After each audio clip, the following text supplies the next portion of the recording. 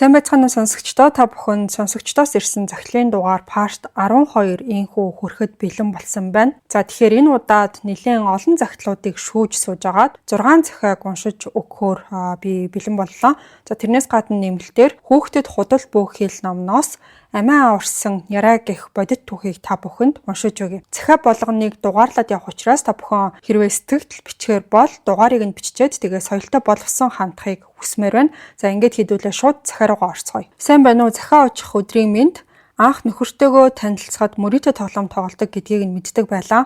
Би ухаан муутай хүн биш гэдэгтээ бат итгэдэг учраас тоглохоо болох байхтаа гэж бодсоор нэлээд хэдэн сар өнгөрлөө. Тоглоомоо бойл гэж хэлэхээр за одоо тоглохгүй гэдэг байв. Сүүлдээ би чамаас сална, намайг эсвэл тоглоомоо сонго гэж хэлэхэд одоо болсон дахиж огт тоглохгүй гин. Би түүнд итгэсэн. Хаяа нэг утсыг нь шалгахад тоглож л байна. За байнга өглөөд явах уу гэж бодоод дуугүй өнгөрнө. Уурхад ажилдаг болохоор цалин сайн авдаг. Цалингаа орохоор нь шууд тоглоод алдчихна. Дахиад сална гэж сүрдүүлнэ, дахиад ламлалт, уучлалт, гуйлт, сүүлдээ утсаа кодтой болгож интернет банкныхаа кодыг солиод хэлэхээ байлаа. Сэргэлэн танилын хүрээ олонтой хүн болохоор хүмүүсээс мөнгө авч тоглодог боллоо. Манай нөхөр банк босоод огт зээл гаргадаггүй байсан. Монгол банкны муу зээлийн түүхтэй болохоор гэтэл муу зээлийн түүхийг нь сэргээн гэд манай нөхөр муу зээлийн түүхгүй боллоо. Энэ үеэс эхлээд бид дааж барахгүй их хүрэнд орсон. Цалин сайн авдаг, нийгмийн даатгал өндөр төлдөг болохоор банк бус зээлийн аппликейшнүүдээс өндөр зээл гарна. Авч болох бүхнээс авсан байлаа. 3 сарын дотор бид 100 сая төгрөгийн өртөө болсон.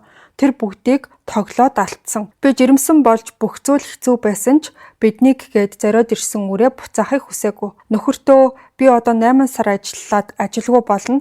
Бүх зүйл чиний нуруунд дээр ирнэ шүү. Хүүхэд төрхөөр мөнгө их орно. Одооноос л ухаантай байгаарай.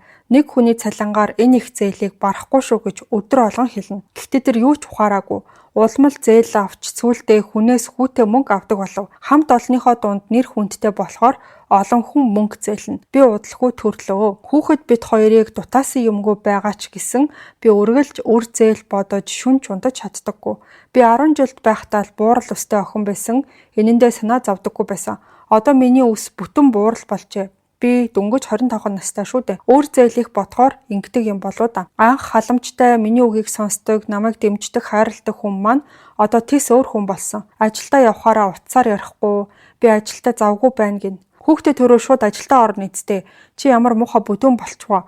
Одоо турахгүй юм уу? Би хүүхдээ аваад явна гэх мэтээр хэлнэ. Би салъя гэж хэлэхэд сүүлдээ зайлч гэдэг боллоо. Хайрлаж хүндлэхээ болоод надад тэр хүнийг их сэтгэл байхгүй болсон. Салъя гэхээр салж өгөхгүй. Орон гэргүй, халуун дулаан харилцаагүй бидэнд байгаа цорын ганц зүйл нь үр зээл. Хэцүү байгаа ч хүүхдээ хараад тавьширна. Би эхлээд хадам ээжтэй хэлдэггүй, нөхрөө өмөрөөд нуудаг байлаа. Сүүлдээ хэлдэг болсон. Хадам ээж бид хоёроос өөр хүмүүс нөхрийг минь мөрөөдө тоглоом тоглодог гэдгийг огт мэддэггүй. Бусдын нүдэнд цалин сайн авдаг халамжтай эр хүн. Би насаараа хүнээс хайр халамж гуйж тоглохоо болно гэж хүлээж амьдарч чадахгүй. Зайлаад яваад өг гэхээр явдаггүй хүнээс цаг нь ирэхээр өөрөө явна гэж бодоод хүүхдээ жоохон том болохоор явандаа гэсэн бодлоор амьдарч байна. Манай нөхөр танай подкастыг сонсдог. Чамд бүх зүйл байсан. Би үргэлж өөртөө итгэлтэй байсан. Би чадах бүх зүйлээ хийсэн. Миний тэсэж төвчсөн бүхнийг өөр хинч давж гарч чадахгүй гэж бичсэн байна. За ингээд дараагийн 2 дахь захиалаа оръё. Сайн байна уу? Ахлах ангид тохиолдсон түүхээ бичлээ. Би хувийн сургуулийн 11-р ангийн сурагч байсан юм. Хичээл 15 цагаас тардаг ч гэсэн давтлага гээд 19 цагаас хойш сургуулаас гараад хардаг байсан. Харин тухайн өдөр би 20 цаг гэж гэрийнхээ автобусны буудлын дээр буугаад дуу сонсонгоо гэрлүүгээ алхаж байсан юм. Автобусны буудлын гэр хоорондын зай 4 байрны зайтай байдаг. Дуу зогсох үеэр гинтгэн л ард хүлэн чимээ сонсогдоод арагшаа хартал нэг ах ард явж байсан. Тэр үедээ жаахан айгаад хурдан алхаж байгаад орцныхоо үдэнд ирж зогссон юм. Цүнхнээсээ түлхүүр хайж байгаа юм шиг болоод зогсож байхад ард явж байсан ах миний хажуугаар зөрөөд л орц руу орчихлоо. Орцны хаалга ямар нэг кодгүй төмөр хуучны хаалга байсан. Би ч за манай орцны хүн байжтэй гэж санаа амраад цүнхээ хаагаад орцны хаалга татах гэтэл тэр ах хаалганы завсраар намайг хараа зогсож байсан. Харанхууд орцны хаалганы завсраар нэг нүд харж байна гэдэг үнэхээр аимшигтай. Хөдөлж чадахгүй зогсож байхад тэр ах огцом гарч ирээд намайг хүн багтай байдаг тоглоомын хэсэг рүү баруун гарнаас минь татаж эхэлсэн. Би туслаарай гэж хашгирахтаа цаахан талд алхаж явсан эрэгтэйг хараад ахаа надад туслаач гэж орилсон ч тэр эрэгтэй тоогоогүй явчихсан. Арга буюу 100 гараараа утсаа карманаасаа гаргаж өвөөрөөгөө залгаад орцны гадаа туслаарай гэж хэлээд тэр ах утсыг минь унгааж 2 гарыг минь бариад чамд туслах хүн байхгүй гэд гуйг минь нээлсэн. Энэ үед л жинхэнэ хамаг байдгаа шавхан байж удахгүй өвөө минь гарч ирэн чи одоо өнгөрсөн гэд өөдөөс нь хэлэх үед тэр инээгээд ахаад намайг татаж цаашаа авч явсан. Цааш татагдсан явхдаа орц руугаа би нүд салгахгүй харж байхад өвөө минь гүүхээрээ гарч ирэхийг сандаг юм. Би өвөө гэж орилох үед намайг татчихсан ах гараа тавьж зүхтах гэж оролдсон. Одоо л энэ хүнийг зүхтаалгах юм бол ахиж над дээр ирэхгүй гэж бодоод зууралтаж эхэлсэн. Яаж ч байсан цагдаад л өгөх ёстой гэд шүд 100 зууралтаж өвөө минь ирээд тэр ахыг зөхиод унгаачихсан. Эмээ минь назаар өвөөг гарахтай зэрэгцээд цагдаа дуудсан байж таарад өвөө минь тэр ах цагдаа эртэл барьж зогссон доо. Би тэр үед л сэтгэл амраад амар чанга уйлж билээ. Удаачгүй цагдаа ирж тэр ахыг авч яваад намайг ирж мэдүүлэг өг гэсэн. Цагдаа дээр очих үед их л хүнд байсан даа. Хүлээлгийн хэсэгт нөгөө ахыг гавуулчихсан. Би өвөө эмээтэйгээ яг хажууханд нь мэдүүлгээ хүлээгээд сууж байсан. Тэр ах байс хийгээд л над руу харж инээгээд ёстой амар. Би ч удалгүй мэдүүлгээ өгөөд гомдолтой гэдгээ хэлээд хүчирхийлхийг завдсан, биед хаалтсан зэргээр өргөдөл бичээд явх үед тэр ах би эхнэртэйгээ ярмаар байна. 2 охин минь хэцүүдж байгаа гэж орилгыг нь сонссон юм. Яаж 2-2 охинтой байж 10 жилийн охиныг орой үүдэж татаж чангааж чаддаг байна гэж бодсон. Тэр өдрөөс хойш энэ хэрэг минь юу болсныг мэдээгүй, ахиж цагдаач яриаггүй. Эхэндээ орц руугаа орж чадахгүй салганаад уйлдаг байж үлээ. Өвөө эмээ минь ээлжилж намайг орцны үүдэнд хүлээдэг байсан. Тэгээд л одоо 4 жил өнгөрчхөөд байхад орц руугаа орохдоо би байнга хоошоо эргэж харж хүн амьтан байгаа эсхийг шалгаад л ордог болсон. Бас одоо хүртэл орцныхоо хаалгыг татаад онгойлгох үед түгшдэг. Нэг нүд намайг харж байх вэ гэд сэрэмж хизээд илүүдэхгүй орой шөнө ганцаараа битгий чихвч зүгээд дуугаа чангалаад яваарэ гэж битсэн байна. За дараагийн зохиолоо оръё. Сайн байна уу? Би одоо 28 настай эрэгтэй. Би одоо ярих түүхээ үнэхээр зөндөө бодон байж бичлээ. Танаас суугт ярьж яригдж байгаа түүхүүдийн гэр бүлийн асуудлууд ихэнхдээ эмэгтэй хохирогч байх юм аа. Би амьдралынхаа 10 жилийг хамт өнгөрөөсөн хүндээ хизээж үнэлэгдэж, хизээч найзуудаас нь дээр гарч, хизээч тэр хүнд хангалттай байгаагүй юм бэлээ. Би айлын дундах хүүхэд болж төрсөн. Дээр нэг ахтай, доороо нэг эмэгтэй дүүтэй. Ээж авдаа бас хизээч ах トゥ хоёроосоо илүү үнэлэгдэж байгаагүй юм бэлээ. За тэр ч яах вэ? Бид хоёрын амьдрал ихэндээ бусад хосуудын адилаар аз жаргалаар дүүрэн их л сайхан байж үлээ. Хүүхэд маань гараад 1-2 жил өнгөрөөд л бүх юм эхэлсэн. Ажлаа тайван хийх боломжгүй, ээлжээр ажилдаг болохоор үргэлж хартдаг. Ажлаасаа буугаад шүн ирэхээр 2-3 цаг хэрүүлэх юм. Харталт нь сүүлдээ барьсан юм авч шидэх, шууд алгадаад авах гэд одоо ботход шууд утгаараа хүчирхийлэл байсан байгаа юм. Нэг удаа бүр миний нүүрлөө барьж исэн юмараа цохоод би бүр 3-4 минут ухаан алдсан байгаа. Цогсон юм нь төмөр зүйлээсэн. Бас нүд рүү модон идэлээр цохоод бараг 14 хоног хөхөрсөн нүдтэй явж исэн. Хүүхдээ бодоод зөндөө тиссэн. Гэхдээ дандаа тийм байсан гэвэл үгүй л дээ. Ямар ч тач одоо бодоход бол 7 хоногт заавал нэг хэрүүл зодоон болдог байсан. Зодоонч гэж би зодуулдаг. Нөгөө төрсний дараах сэтгэл гутралн ч юм уу ямар нэг юм болоод байгаа бахаа гэж боддог байсан. Үгүй байсан юм бэлээ. Зүгээр л өөр хүнтэй болсон надаас салах шалтак хайж бараг 1 жил явсан байсныг нь жилийн дараа найзуудаас нь мэдсэн. Тэгээд сонсоход 10 жил тамд байлгсан юм шигээр найзуудтай ярьж авсан байгаа. Салаад нэх удаагүй буцаад нийлээ гэж гуйж байхад юу ч болоогүй юм шиг би одоо өөр хүнтэй харьцаж байгаа. Зүгээр алга болоод өг гэд хэлж байхыг бодоход би ч бас хүссэн хүнийхэн цензурт хүрээгүй байхтаа л гэж боддог. Тэгээ эцэст нь гэж хэлэхэд ээж аваудаа хүүхэдтэй болсон л бол адилхан хайрлаж байгаарай. Дутуу хайрлагддаг хүүхдэл өөртөө итгэлгүй, зориггүй, номой болчихдог юм байна лээ шүү. Хорвоогийн бүх хүүхэд хайраар дутахгүй өсөөсэй гэж хүсье. Одоо би хүүхдтэйгээ байнга холбоотой байдаг. Ямар ч асуудал байсан ярилцдаг хосууд байгаарай. Энэ салалтаа мартаж чадахгүй бараг 3 жил болж байна. Хэцүү юм бэлээ. За баахан нуршчлаа уучлаарай. Уншихгүй байсан ч болно. Гэтэ унших юм бол их баярлна. Видеонуудыг нь тэсэн ядан хүлээж сонсдог сонсогч шүү гэж бичсэн байна. За ингээд дараагийн захиалга орцгоё. Би нөхрөөсөө салсан ч хадам ээжээсээ салаагүй юм. Залуу насныхч байж, эд юмд шунсан ч байж, өөдөөс нь хэрэлдэж, би нэрээ үнэхээр давруу бэр байж үлээ. Манай хадам ээжийг дэг гэдэг насаараа төмөр замд ажилласан, ажлын хатууг үзэж, амьдралын ачааг нуруундаа үүрч явсан жинхэнэ хөдөлмөрч хүн байсан. Хүүтэнд, халуунд ялгалгүй ажлын талбай дээр зогсож, 3 хүүхдээ хүний дайтай өсгөж, хөлийг нь 4-нд, гарыг нь ганцаанд хүргэсэн хаттай төвчээртэй ээж байлаа. Тийм хүн мөртлөө хүний ганц охиныг бэр гуйж авна гэд голоор бараг л наадам хийсэн шиг л бэр гуйж байсан нь одоо бодоход сэтгэл шимшрэм. Анхны хүүхэд төрөх төгсөн том гидстэй би Бэр гуйх өдрийн өмнөх орой нөхрөө гэрт хүргээд ирэх болов уу гэж хүлээсэн.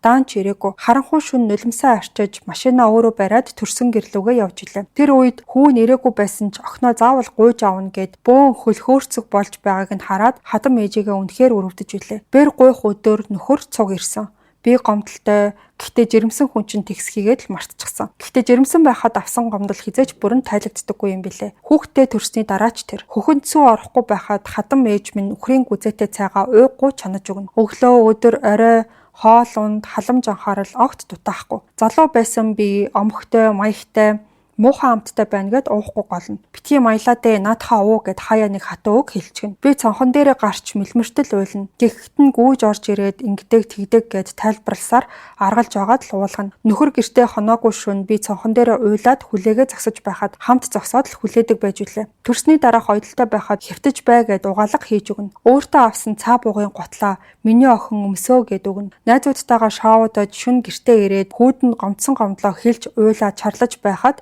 ингэж болдоггүй юмаа гэд аргаддаг ээж минь байлаа. Намайг төрөх үед манайхантай хамт эмнэлгийн үүдэнд даралт нь ихсээд эм уучгаад төрхийг минь хүлээж зогсож байсан. Би өвдөлтөө дийлэхгүй уйлах шахахад уйлж болдоггүй юм шүү миний охин гэд өөрөө ч сандарсан байдалтай зогсож байсан. Эмнэлгээс гараад бүхэл халамж анхаарал хадам ээжээс л ирж байлаа. Би азтай хүн. Харин тэр хүний хүү хитрхи их гомдоосон болохоор би гадаад руу ганцаараа явхад минь өөрийгөө л бодгээд хүүхдийг маань авч үлдэж өсгөж өгсөн.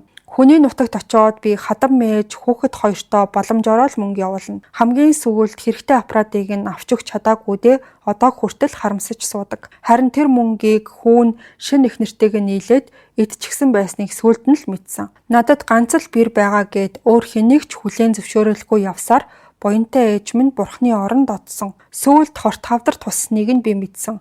Очиж чадаагүй утсаар л ярьсан. Миний охин өөрийгөө л бодож яваарэ гэж хэлэхэд нь царайн цонхижчихсан үсэн цав цагаан болсныг утасны цаанаас л би мэдэрсэн. Тэр л яриа хамгийн сүүлчийнх нь байж. Маргаашнаас нь ухаан ороогүй тэгээд л буцаад сэрээгүй. Би хүүгээс нь салсан ч танаас хизээж салаагүй. Өөр хүүхдийг минь хүн болгож өгсөн таныгаа тэнэг охин нь их л гомдоосон доо. Надад таны минь амьдралын ухаан, хүнийг хайрлах сэтгэл, найз байж сурах, дүү байж инрэх, эгч байж түшиж зогсох бүхэл чанарыг амьд байхад минь өөрийнхөө амьдралаар зааж өгсөн. Өгч амжаагүй ганц бэлэг, хийж амжаагүй нэг тэврэлт, хэлж амжаагүй уучлаарай. Гэхдээ таны зааж өгсөн хүн байх ухааныг би өөр хүүхэдтэй өглөөлж таны нэрийг сайн сайхнаар нь амьдралд нь амьдруулна. Буянтай сайхан ээж минь танийгаа маш их санаж байна гэсэн байна. За энэ зохиол маш их сэтгэл гаргаад ямар ч үг хүсхийн алдаагүй тийм битсэн захиа байсан юм шиг надад санагдсан. За ингээд хэдүүлээ дараагийнхаа зохиолоо оръё. Сайн байна уу? Одоогоос бараг 23 жилийн өмнө байхаа. Багын найз бид 3-т тохиолдсон гэхүү, бид 3 хүнд тусалсан гэхүү хэлж мэдэхгүй юм. 12, 13 настай хүүхдүүд байлаа. Гэр хорооллын гудамжаар явж, хуучин автобус бааз хоёрын балгасан барилга дотор явж тухайн үед гарсан тоглоом болох Sega тоглолцоод яг ирсэн замаараа буцдаг байлаа. Нэг удаа балгас дотор тоглоод чулуу шидэлцээд гүйж явтал эмэгтэй хүний туслаарай гэх чимээг сонсоод хайж олоод мухрын өрөөнд ортол охтын танихгүй ахныг ихчийн дээр нь гарцсан ингэр заамыг нь уурж тасцсан хүчрхийлэх гэж байв. Бид гурыг харсан даруйда туслаарай гэж гараа сунгаж байлаа. Бид ч чадлынхаа хэрээр чулуу авч тарих толгоор нь шидээд зууралдаад хөл гарнаас нь тэрвэрч авч унгаасан. Цухтаараа ихчээ гэхэд ч тэр эмэгтэй цүнх юмаа хамаж аваад гараад цухтаасан. Бид гуравч хүүхдүүд юм болохоор тэр хүнд ч тэгээд юу болох вэ? Нэг авч идэхтэн л унаад өгнө. Тэр хүнд цохиулж задуулсан. Нэг найз маань толгоогоо чаглуулсан. Арай хийж гуруулаа цухтааж гарсан даа. Араас халамцуухан тэр ах хөөж байсан. Бид 3 бааз 2-оос гарч чадсан. Тэр ах ч хөөхөө болсон. Дараа нь тэр ах ихч хоёрыг огт хараагүй. Аав ээж эгч нартаа баруун хорооны хүүхдүүдтэй зодтолсон гэж яагаад ч юм худлаа хэлж байлаа. Тэр үед цагдаад хэлье гэсэн ч бодол төрөөгүй, утас ч гэж байдаггүй байлаа. За дараагийнх нь энэ хүний бичсэн түүх болохоор бас л бид худгаас усаа авах гэж байтал худгийн түгээх жигчийг нэг халамцуу ах чирч гарч ирээд өшөглөж унгаагаад зодоод байлаа. Та яагаад байгаа юм бэ болооч гэж хашгиралдаад халамцуу ахыг хитэн талаас нь зуурч татаж чангаан унгаад авлаа. Басчгүй өшөглөж цохоод авсан. Эхнэр нь цаашаа гүгээд л явсан. Бид гурав ахаас зайгаа аваад зогссон. Тэр ахч эгчийн араас хөөгөөд дахиад бариад авсан. Араас нь дагаад очиход нөхөр нь байсан юм бэлээ. Урд нь огт харж байгаагүй. Энэ муу гурав яхаараа чамайг хамгаалтгийн гिचим минь гэдэл улам амар зодсон. Тэр эгч хэрэггүй миний дүүнэр наадах чинь архин гарахаараа зүгээр болчноо гэд байсан. Бид гуравч дахиад салгаад эгчийг зогтаалгаад өөрсдөө ч явцгаасан. Салсан нөхөр нь байсан юм бэлээ. Тэр цагаас хойш бид гурав хаа хамаагүй хүний амьдралд оролцох хэрэггүй юм байна гэж бодцгоосон доо. Хүнд туслаад байгаа ч юм шиг бүр зовоогоод байгаа юм шиг санагдаж билээ. Цаг хугацаа өнгөрхийн хэрээр хүчирхийлэл гэдэг зүйл чинь улмал нуугдмал хүний нүднээс далд болдог болжээ гэж бодох болсон. Баярлалаа танаас үгийг байнга сонсдог. Ташрамд хэлэхэд манай нэг найз маань дээрээ 2 эгчтэй, би дээрээ 3 эгчтэй, нөгөө найз маань охин дүүтэй болохоор эмэгтэй хүнийг дээрлэхэж байгаа эр хүнд дургу байдаг байлаа гэж хэлсэн. Энэ айгүй хөөрхөн захаа байсан. За тэгээд хүнд туслахаа байсан хүний амьдралыг ингээд самарж байгаа ч юм шиг санагддаг болсон гэж битгий бодорой. Магадгүй хаа нэг газар хин нэгний тусламжийг хүсээд байж ах тохиолдолтой дахиад таарах тийм үе гарч магадгүй туслахад хизээд бэлэн байгаарай гэж энэ хүнд бас хэлмээр санагцсан. За ингээд дараагийнхаа захиалаа оръё. Сайн байцгаана уу та бүхэндээ загтлыг минь уншиж өгөх өдрийн мэндийг хүргэе. Үнэн ч сонсогчийнхоо хувьд бусад хүмүүсийн загтал түүхүүдийг их сонссон болохоор өөрийнхөө түүхийг хуваалцахаар шийдлээ. Ижлэхэн зовлон туулсан охид бүсгүүчүүдэд маань жаахан ч гэсэн итгэл найдвар хайрлаж магадгүй гэж бодсон юм аа. Би одоо 24 настай, анх 3 нас хүртлээр аав ээжийнхээ хайранд сайхан өссөн ч аав ээж хоёр салахаар болж гонигт амьдрал маань ихэлсэн. Тухайн үед би мэдээж ээжтэйгээ үлдээд 7 настайгаасаа хойд эцгийн нүр үтсэн юм. Тэр болтол аав маань байнга над дээр ирж, эргэж тойрч амьдралд маань үргэлж аав хүний үргээ гүйцэтгэдэг байсан. Гэхдээ ээж өөр хүнтэй сууснасаа хойш 2 хүүхэд төрүүлж бид уй нүүдэг болоод аав маань бараг надтай уулзгаа болсон. Хойд эцэг гих тэр хүн маш ууртай, бид хоёрт хоёуланд нь гар хүрнэ, согтуу байхдаа ч эрүүл байхдаа ч ялгаагүй. Уг нь ээж дээрээ 2 ахтай, эцэг гих нь амьд сэрүүн.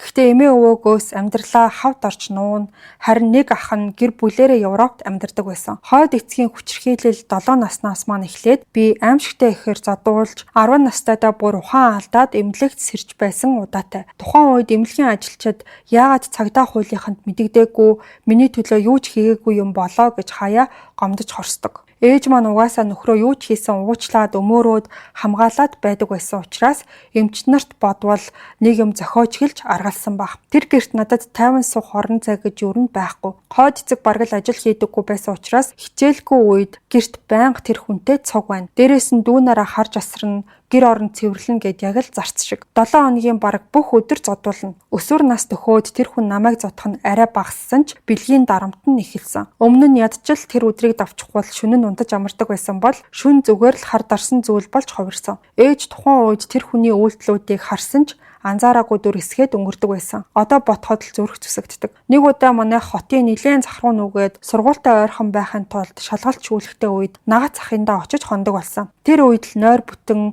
айх юмгүй унтаж ходоод цатгалан байж чаддаг байлаа. Тийм байдалтай 2-3 жил явж агаад 13 нас хүрлээ.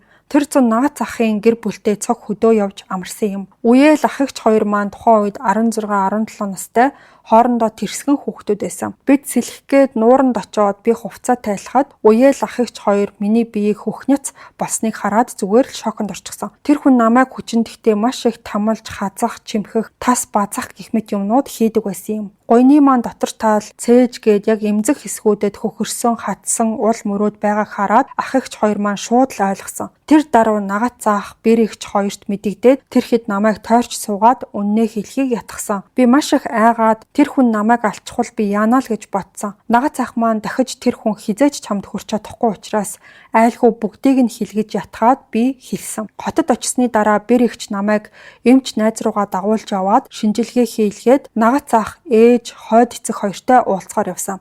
Одоо ах тэр хүнийг цагдаад өгөөд бүх зүйл сайхан болно гэж л дотроо өөрийгөө тайвшруулж байсан. Гэхдээ нагац ах эрэхтэй тэр гэрт байсан миний бүх юмнуудыг миний юмнууд гэждээ хитгэн ширхэх хувцсыг маань авчраад удахгүй аавтай чинь холбоо барина тэр хүмүүстэй байснаас дээр байхаа гэж хэлсэн. өөр юу ч хэлээгүй. Сүүлд сонсоход нагац ах манад очоод энэ хүү охиныг чинь хүчиндэж зодож тамалдаг юм байна. Яг одоо цагдаад барьж өгөөд гэрээсээ хөөснөн дээрээ гэж хэлсэн гэсэн. Тэгтэл ээж бас л хар юмаа өмөөрөөд цагдаад өгөхгүй би энэ хүнгүүгээр амьдрч чадахгүй гэд ахтайгаа баахан муудалцсан гэсэн. Тэгээд баг хүүхдүүд маань том болчихсон болохоор миний хэрэг байхгүйгээд хэдэн хувцсыг маань нагац ахад өгөөд явуулсан гэсэн. Ингэж л аимшигт зовлон маань эцэслэж удалгүй аав маань намайг гэрж авсан. Хэдий би сургуульд орчлоо аавдаа маш их хэрхэлж хамтдаа жаргалтай байдаг байсан ч 6 жилийн турш амссан хүчирхийллээс болоод эрэгтэй хүнээс маш их цэрвдэг болчихсон байсан. Яагаад гэвэл тэр хүн хүчиндхтэй эрэгтэй хүн болгон л угаасаа чамайг яг адилхан ингэн хэн байх нь хамаагүй гэж хэлж айлгадаг байсан. Бас аав чинь чамайг байдаг гэдгийг ч мартчихсан байгаа гэж хэлдэг байсан. Одоо эргээд бодоход хийсэн үйлдэлийг нь өөр хүнд хэлчих үедээ гэсэндээ тэгдэг байсан баг. Ямар ч тач би аав хойд ээж хоёр бяцхан дүүтэйгээ хамт амьдардаг боллоо. Хойд ээж охин минь гэж хошуу дэвсэхгүй ч гэлээ хизээч намайг гадуурхаж алаг үүсэхгүй. Дээрээс нь маш хөвгчлээ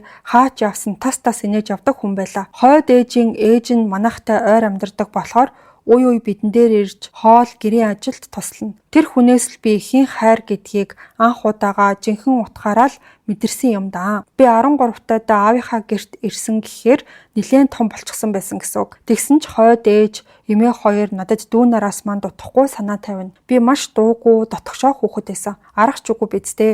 Гэр бүлийн халуун дулаан уур амьсгалд орсон эхний 2 жилдээ ерөөсөө дасахгүй нэг л болж өгөхгүй би яг ингэж жаргах хэрэгтэй хүн муу юм болов ч гэж боддог байсан. Тэгээд баг багаар дасаад гэртээ аав, хойд ээж, дүү нартайгаа их тухтай байдаг болсон. Үүнд гэрийнхний бүгдийнх нь оролцоо байсан ч эмээ бас бяцхан дүүнер маань хамгийн чухал үүрэг гүйцэтгсэн гэж би боддог. Аав маань яагаад холбоо тасарсан үнэнг нь олж мэдсэн. Хойд эцгийн хэлсэн шиг аав маань намайг хаяагүй мартаагүй байсан. Тэр хүн өөрөө л ээжийн дугаар манай гэрийн хаяг гэд бүгдийг нь өөрчлөөд надаас аавыг минь холдуулсан юм бэлээ. Тэгтэл аав маань тэр хэдэн жилийн хугацаанд намайг мартах нь битгий хэл миний ирээдүйн хурим их сургуулийн төлбөрт зориулаад хадгаламж хүртэл нээчихсэн бүр зөндөө их мөнгө цуглуулчихсан байсан. Сони юм шүү. Хэдхэн хоногийн дотор би хүчирхийллийн туйл шиг гэрээс хайр халамжаар дүүрэн гэрт хүрээд ирсэн гэж бодохоор үүнд хамгийн их сэтгэл амарсан нь мэдээж нагац ахын маань гэр бүл байсан. Харин одоо би нас биеинд хүрсэн эмэгтэй болсон. Хэдийгээр асар их хайр халамжийг мэдэрсэн ч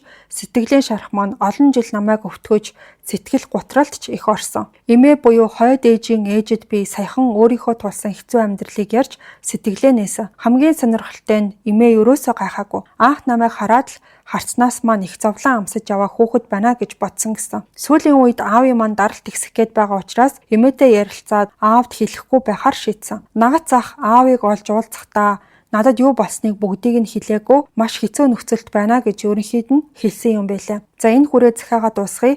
Ижил зовлон тулсан хүмүүсийн түүхүүдийг сонсоход амьдралд итгэх итгэлээ, ялангуяа энэ дэлхий дээр сайн хүмүүс байдаг гэсэн итгэлээ алдчихдаг юм шиг санагдсан. Тиймээс өөрийнхөө түүхийг хуваалцаж та бүхэнд ч бас сахиусан тэнгэр шиг сайн хүмүүс олон байдаг шүү гэдгийг хэлмээр санагдсан юм. Та бүхэн өөрсдөө ч бас тийм байхыг хичээгээрэй. Эцэст нь нэг чухал юмыг бас захимаар байна. Үнэхээр хүчирхийлэгч хүн бол нөгөө хүн нь цаанаа ээж аавтай 3-4 ахтай байсан ч хүчирхийлдэг юм байлаа. Эсвэргээрээ үнэхээр төлөвшөлтэй сайн хүн бол эхнэр нь айлын ганц ч байсан, ах トゥ хамаатан садан цөөтэй байсан ч ялгаагүй хайрлаж хүндэлдэг юм байлаа шүү. Захиаг маань уншсанд маш их баярлаа гэсэн мэн. За тэгэхээр манай сонсогчдоос ирсэн одоо хамгийн ойлгомжтой бичигдсэн захиануудыг та бүхэнд төвөрлөн ямартаач уншиж өглөө. За тэгээд дугаарыг ихэнд та бүхэнд би хэлжсэн хүүхдэд худал бүхэл гээд энэхүү номон дотроос амиа аварсан яриа гэх сэдвтэ одоо энэ түүхийг та бүхэнд уншиж өгье. За энэ манаас нэлээд тийм сэтгэл өвтгмөр түүх байсан. 2007 оны өвөл Баянзүрх дүүргийн нутаг дэвсгэрт байрлах Цагаан давааны оршуулгын газар Нярай хүүхэд хаягдсан тухай дуудлага ирсэн юм. Би цагдаагийн 1-р хэлтсийн жижүүрийн бүрэлдэхүүнтэй хамт хэргийн газар очлоо. Оршуулгын газрын манаач биднийг угтаж аваад болсон явдлын талаар ярьж эхлэв. Би буян компани ажилчидтай хамт энд оршуулгын нүх ухаж байсан юм. Ажлаа дуусгаад хамгаалалтын байрандаа очичоод буцаж гараад ойр орчмоо эргээд явж байтал нэг машин оршуулгын газрын ойролцоо ирж зогслоо. Машинаас 2 хүн бууж ирээд цагаан өнгийн буудалтай юмыг газар тавиад буцаад явчихсан. Би хогоо хайчихлаа гэж бодоод очтол дотор нь Нярай хүүхэд уйлж байсан юм. Тэгээ цагдаа эмнэлэгт дуудлага өгсөн. Түргэн тусламж ирээд Нярайг үзээд хүүхэд эрүүл байна гэд аваад явсан гэж хэлсэн. Бид хэргийн газрын үйлчлэгийг удирдан явуулж ойр орчмын хяналтын камеруудыг шалгууллаа. Төд удалгүй Нярайг орхиод явсан 69 маркийн машины улсын дугаарыг тодруулж эзэмшигчийг нь олж тогтов. Энэ хэргийн цаана нэг эмгэнэлтэй түүх байсан юм. Хүүхдийн их бодлох оюутан охины тухай өгүүлье. Оюутан болж хотод ирээд эгчтэйгээ хамт амьдрах болов. Орон нутгийн хүүхдүүд оюутан болж хотод ирээд бүхнийг сониучрахдаг. Тэр охинд бас л бүх зүйл сонирхолтой санагдаж гин. Тэгээд цахимаар нэг залуутай танилцж. Гэхдээ тэр залуу нэхнэр хүүхэдтэй хүн байсан гэдгийг охин мдээгүй аж. Харин мэдэх үедээ хитрхи оройтож. Учир нь охин жирэмсэн болсон байлаа. Охин жирэмсэн болсноо өөрөө нэг хэсэгтээ анзаараагүй явсаар гидсэн томрох үеэр мэдэж. Гэхдээ тэр энэ талаар ойр тойрныхоо нэг ч хүнд хэлээгүй, гэрээхэндээ ч хэлэлгүй тас нууж. Уудлахгүй их хүүхдийн эрүүл мэндийн үндэсний төв рүү очиод нууцаар төржээ. Эрүүл саруул хүүхдтэй болсон тухайга эцэг ихтэй хэл дуулгаж ар гэрээхэн нь сайхан хүлээж авчээ. Гэтэл төрөөд 3 хонсны дараа охин маш харгас шийдвэр гаргасан байв. Нярайда нойрны эмээг 4 хуваагаад нэгийг нь сүүндээ холиод уулгаж унтуулжээ. Тэгээ эцэг ихтэй хүүхэд маань амьсгал хураачихлаа гэж хэлсэн. Аав ээж хоёр нь нас барчихлаа гэдгийг нь сонсонгуудаа үзмэрчээс асуухад нас барсан бол нутгийнхан зүг ерөнхийдөө баруун хойшоо харуулад оршуулгын газарт аваачаад тавьчихаа гэсэн аж. Тэгэхээр нь аав эгч хоёр нь унтуулах юм өгөөд битүү ороочихсан Нярайг машины багажинд авч яваад оршуулгын газарт үлдээсэн нь тогтоогдов. Цагаан давааны оршуулгын газар руу явах зам дардан биш бартаа ихтэй. Тэр их донцлохоонд Нярай сэрээгүй гэдгийг бодоход нэлээд хүчтэй нойрны юм өгч унтуулсан болж таарч байгаа юм. Бүтэн нойрны юм уулгасан байх магадлалтай. Бид энэ хэргийн мөрөөр явж хүүхдийг хайсан хүмүүсийг тогтоож тэдэнд хуулийн хариуцлага хүлээлгэсэн. Гэхдээ хамгийн харамсалтай нь энэ явдал зөвхөн хууль бус үйлдэл төдий байгаагүй. Энэ бол буруу сонголт, ээж аавын буруутай үйлдэл, нийгмийн нүдэнд харагдахгүй орхигдсон үнэн байлаа. Энэхүү түүх тийм ч ховор тохиолдол биш. Хүн бүхэн өөрийн амьдралдаа алдаа гаргадаг. Зарим нь түүнийгээ засах боломжтой байдаг бол зарим нь хизээж нөхөж боломгүй гашуун үр дагавартай тулгардаг. Харин зарим алдаа зүгээр л хувь тавилан байдаг. Хүүхдээ оршуулгын газар үлдээхээр шийдэхдээ түүний нулимс ч тусаагүй гэдгийг хожим хэлсэн юм. Хүүхдээ амьсгал хураасан гэж аав ээжтэй хэлэхдээ энэ үгэндээ өөрөө хүртэл итгэчихсэн байсан. Октоос гимших сэтгэл төрөхгүй байна уу гэлтэй хинэггүй суух эмхтэйг харахад зэвүүцэн байсныг нуух юм. Хөхөн чинэрчихсэн, ингэр нь үл мэдэг норсон байлаа. Хүүхдээ төрүүлээд юу бодогдсон бэ гэж асуухад юу ч бодоогүй, угаасаа амьгүй төрчихсөн. Миний төлөвлөгөө биш байсан. Нойрны юм өгөх тэр шийдвэрийг яаж гаргасан юм бэ? Хэн нэгэн чамд зөвлөснө үү гэж асуухад үгүй би түүнийг өвтгөхийг хүсээгүй. Чи нэг бүтэн нойрны имийг 4 хуваагаад өгсөн гэж байна гэхэд түүний хөшүүн харцан доош буруулав. Тийм ээ гэж сулхан хэлэхэд нь бараг бүтнийг өгсөн ч байх магадлалтай гадарлав. Би энэ ажлыг олон жил хийлээ. Ээж нарыг сайн мэднэ. Тэд энэ өрөөнд орж ирээд ихэнхдээ хүүхдээ өмөрдөг, авч үлдэх гэж тэмцэлтдэг. Хүүхэд нь гэмт хэрэгтэн болсон байсан ч хамгаалдаг. Тэдний үг, үйлдэл, амьсгалах нь хүртэл өөрийнхөө төлөө байдаг байтал тэр эмэгтэй тис өөр байсанд гайхсан, харамссан. Би хичнээн олон муухай хэрэгүүд шалгаж муу муухай бүхэнд дархлаатай болсон гэж өөрийгөө боддог байсан ч үгүй байлаа. Энэ амьдралдаа хүн бүр алдаа хийдэг. Гэхдээ зарим алдаа зүгээр нэг хичээл биш, хизээч засардаггүй түүх болдог. Гэр бүлийн сэтгэл зүй, нийгмийн дарамт, ичхүүр, мэдээллийн хомсдол зэрэг нийлээд нэгэн шин төрлийн гэмт хэргийг бүтээж байна. Хүүхэд чинь амьд гэдгийг чи мэдсэн үү гэхэд тэр цочирдсан. Өнөөх хинэггүй дургуй хөргөн байдал нь эрс өөрчлөгдсөн. Алчсан гэж бодоод тийм хинэггүй санаа амар байсан юм болов уу гэж бодлоо. Амьдралын садаага замаасаа зайлууллаа гэж бодтол амьд байгааг нь сонсох түүнд таалагдаагүй бололтой. Гэхдээ хүүхэд амьд байсан нь охины амьдралыг эргүүлж орхисон юм. Түүнд юу болоод байгааг ч анзаарах сөхөө байсангүй. Бодож амжихаас нь өмнө түүний гарт гав зүйлээ. Нялх биетэй эхийг 2 сар шоронд хорсон. Үлмий дээрээ явхаас өөр аргагүй хавчиг өрөөнд уйлж суух өдөр шөнүүд түүнд насан туршийн шанал болж үлдсэн бах. Нялх биетэй гэдэг утгаар нь 2 сар хориод гаргасан. Тэр уйлсангүй. Гайхсан дүлийн маанаг мэт харцтай хിവэрэ байсан. Эцэг гихэн дэрэгдэн байхад ч юу ч хэлээгүй. Харин эцэг гихэн тис өөр хүмүүс байсан. Хэрвээ үннээ хэлсэн бол бид мах цусны тасархаага тосоод лаван шүү дээ гэж халгалсан. Хууль гэдэг зөвхөн ял оноох бус заримдаа хүнд буруугаа ойлгож ухаарах боломж олгодог орон зай юм. Түүнийг хүн бүр буруутгахч Бид харин хүний ёсоор өрөвдөхөөс өөр арга байсангүй. Монгол хүн төрөөд удаагүй нялх биетэй эмэгтэй хүнийг үргэлж хүндэлдэг ёсыг бодолцож үзлээ. Тэгэд хорсон ч эргэж судлах хүсэлтийг би өөрийн гараар бичиж суусан юм. Аав эгч хоёр нь мөн сар гаруй хоригдсон. Гэхдээ энэ нь таслан сэргийлэх арга хэмжээний хүрээнд шүү. Тэр охин шүүх танхимд зогсож хүндгэн шийдвэр сонсоод нийтлэх биетэй чигээрээ шорон руу алхсан юм. Тэр охин дөнгөж л амьдралаа эхлүүлэх гэж яваад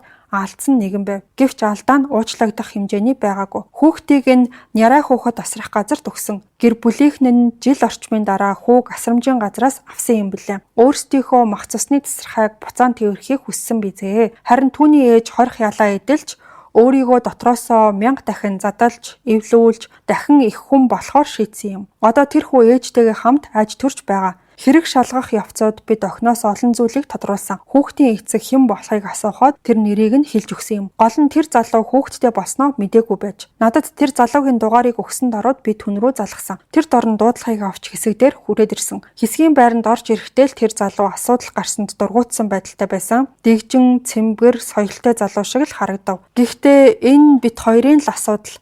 Цагдаад ямар хамаатай юм бэ гэж бухимдаж бидний яриа эхлэв. Чи хүүхэдтэй болсноо мэдхүү гэхэд тэр гайхсангүй бүрч уурлаж ер нь хүүхэдтэй болсон ч та нарт ямар хамаатай юм бэ гэж өөдөөс омогдов. Би түүнд болсон бүх үйл явдлыг ярьж эхлэхэд зангидсан гар нь судларч сандал дээр лагхийн суугаад таасаа юу гिचх вэ? Хаана хайсан гинэ гэж дахин лавллаа. Түүний хоолой сөнг хахир байсан. Нэг хэсэг юу ч дуурсангүй. Залуу хэсэг зур дотроо тэмцэлдэж байх шиг санагдсан. Тэгээ хэсэг хугацааны дараа ойлголоо гэсэн шиг толгоогоо алгуур тохиод би эсвэл хүүхдээ өөр дээрээ авъя. Тэр надад жирэмсэн босноо хэлсэн бол би юу гэж тийм байдалд хүргэх юм бэ гэж харамсангүй шивэнсэн. Хүүхэд амьд та хариуцлага гүрэхэд оройтойгүй байна гэж би хэлсэн. Хүү яагаад алдаа гаргадгийг анзаараад байхад олонх нь өөрийн гэсэн бодол төлөвшөж амжаагүй, амьдралын ухаан сууж амжаагүй байх үедээ хамгийн том алдаагаа хийчихдэг. Төлөвшөөгүй хүүхэд юунд зөв, юунд буруу гэдгийг ч сайн мэдэхгүй, заримдаа зүгээр л сонирхоод үзчихдэг. Харин тэр сонирхол, тэр нэг удаа л үзчихье гэсэн бодол нь заримдаа хитрхи өндөр төлбөртэй байдаг. Энэ түүх бол ганцхан шийдвэрийн үнц нь ямар өндөр болохыг харуулсан бодит жишээ юм. Дөн өвлийн хүйтэн оршуулгын газар хаягдсан яриа нэг цагийн дараа гэхэд бүрэн осгох боломжтой. Азар ажигч гэрхай манаачийн ачаар амьд үлдсэн. Хэрвээ няраа энтсэн бол тэр охин бүх насаараа шоронцох байлаа. Ээжигээ аварсан бяцхан Баатар хүү гэж түүнийг багтъя. Энэ хэрэг зүйчлэлийн хувьд бол бараг хүн амны хэрэг.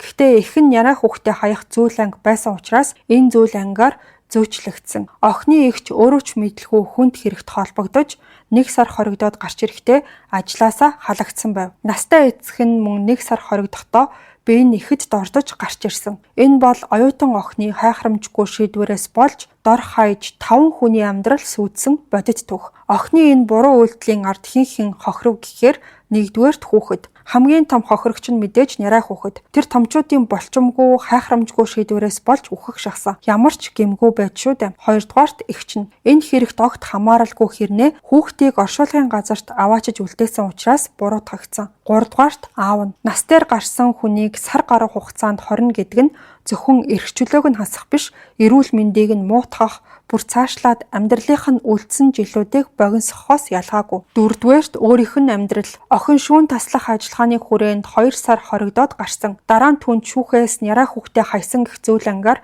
2.5 жилийн ял оноосон. 5 дугаарт хүүхдийн эцэг. Тэр охиныг жирэмсэн болгочхоод сургаггүй болсон. Хэрэг шалгах явцад түүнийг олж уулзахад анх уурлаж, асуудлаас бултахыг оролцсон ч эцэст нь хүүхэд нь хаягдсан гэдгийг сонсоод цочирдсан. Гэхдээ юу ч хийж чадаагүй. Бэлгийн боловсралгүй байхын үр дагаварч үүнд хөндөгдөнө. Мөн өөрийн мэдрэмжийг бусдад илэрхийлж чаддаггүй байх нь ямар хор уршигтай вэ гэдгийг энэ явдал харуулсан. Хэрвээ охин жирэмсэн болсноо айхгүй хэлсэн бол түүний гэр бүлийнхэн үзэл бодолд нь нөлөөлөх байсан болов уу? Алдаа гаргасан ч засах боломж үргэлж байдаг. Гагцгүй тэр боломжийг ашиглаж чадах хэсэг нь л хамгийн чухал. Манай улсад нярай хүүхдээ хаях тохиолдол олон байдаг. Тэдний ихэнх нь хүн олж тусламж үзүүлэх магадлалтай газарт хүүхдээ орхидог. Гэтэл энэ удаад амьд мэнд хүүхдээ амьд үлдэх ямар ч боломжгүй газарт зориуд үлдээсэн явдал. Олон хүмүүс санамсаргүй байдлаар алдаа гаргадаг. Гэхдээ энэ хэрэг санамсаргүй явдал биш, харин ч эсэргээрээ тун бодож төлөвлөсөн шийдвэр байсан нь эмгэнэлтэй гэсэн байна. За тэгэхээр энэ номонд бол энэ мэтчилэн маш олон Монголд гарч исэн хэрэгүүд өгүүлэгдэж бичигдсэн байдаг. За хүүхдэд худал бүх хэл гэдэг энэ номыг Цагдаагийн ерөнхий газрын урьдчилан сэргийлэх албаны хүүхдийн эсрэг гэмт хэрэг зөрчлөөс урьдчилан сэргийлэх хилцээний дарга цагдаагийн дэд хурандаа Даваа самбуугийн Будцаан гэх хүн бичиж гаргасан. За энэ хүний өөрийнх нь одоо ажиллаж исэн Монголд болж өнгөрсөн бодит түүхүүдийг оруулж өгснөөрөө одоо илүү тийм онцлогтой санагдсан. Амархан уншигддаг тийм ном өртлөө маш олон зүйлийг бодогдуулсан. За эцэг их хүүхдүүдийнхээ төлөө одоо хүмүүжүүлэлт яаж анхаарал хандуулах уу гэдгийг ойлгуулж өгсөн. Бараг одоо гарын одоо авлага гэж хэлж болохоор ер нь ингээ хүүхдтэй болсон хүн болгон уншаасаа гэж бодсон тийм ном байсан. Энэ номыг уншиж дуусаад одоо ингээд би ер нь ингээ өөрийнхөө хүүхдүүдтэй яаж ханддаг вүлээ? Миний одоогийн байгаа байдал хүүхэдтэй үзүүлж байгаа хандлага зөв байна уу гэж эргэж ингэж бодоход хүргэсэн тийм одоо төрлийн ном байсан. Тэгэхээр сонсогч та бүхнээс би хэдэн асуултыг асуумаар байна. За энэ асуултанд та одоо хариулах гад нэг үзээрэй. За нэгдүгээрт ажил ихтэйгээд хамт цагийг өнгөрүүлэхээс та татгалзаж ийсэн үү? Хоёрдугаарт нэг юм амлчаад тэрийгэ биелүүлэхгүй орхиж ийсэн үү? Гуравдугаарт хүүхэдтэйгээ найз шиг нь дотн яриа өрнүүлж чадчихэв үү? Дөрөвдүгээрт хүүхдээ яг үннээ хэлснээс нь болоод зэмлэж ийсэн үү? Бас үннээ хэлсэнд чинь баярлалаа гэж магтжсэн үү? Гэх мэт энгийн юм шиг мөртлөө эргээд харахад одоо оройтож магадгүй. Гэхдээ хинч танаас асуудаггүй асуултуудыг өөрөөсөө та заавал асуугаад нэг үзээрэй. За ингээд өнөөдрийн дугаар танд нэгийг бодогдуулж хоёрыг тунгаахад хүргэсэн гэдэгт итгэлтэй байна. Захааны дугаартай хамт байсан нийт сонсогчдоо баярлалаа. За номын талаарх мэдээллийг би бол description хэсэг болон пин коммент болгоод оруулчих. Ингээд дараагийн дугаараар эргээд уулзъя.